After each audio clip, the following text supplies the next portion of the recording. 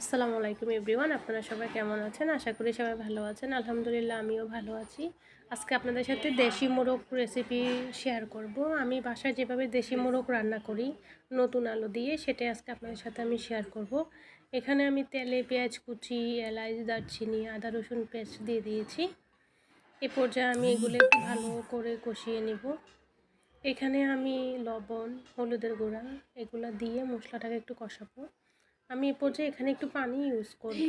পানি ইউজ করে একটু ভালো করে এটাকে কষিয়ে নিব। এ পর্যায়ে আমি এখানে জিরার গুঁড়া, মরিচের গুঁড়া দিয়ে দিলাম। আমি এবার এটাকে আবারও একটু মশলাটা কষিয়ে নিব।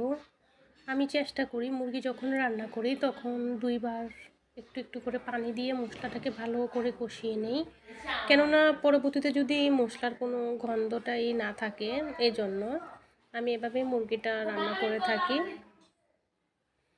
এ পর্যায়ে আমার মশলা কষানো হয়ে গিয়েছে, আমি এখানে মুরগি দিয়ে দিলাম। এবার আমি মুরগি মশলার সাথে ভালো করে মিশিয়ে নিব।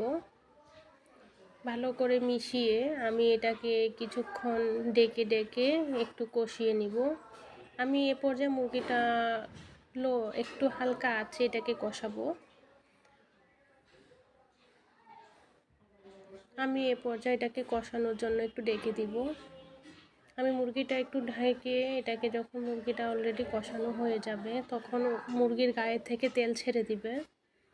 আমার মুরগি অলরেডি কষানো হয়ে গিয়েছে।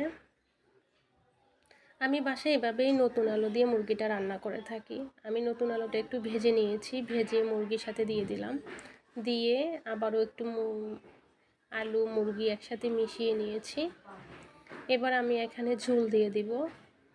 যেহেতু মুরগি অলরেডি সিদ্ধ হয়ে গিয়েছে, আলুও নতুন আলু, বেশিক্ষণ লাগবে না সিদ্ধ হতে, সেজন্য আমি পরিমাণ মতো পানি দিয়ে দিলাম। এখানে আমি ঝোলের সাথে মুরগি আলু মিশিয়ে এবার আমি ডেকে দিব।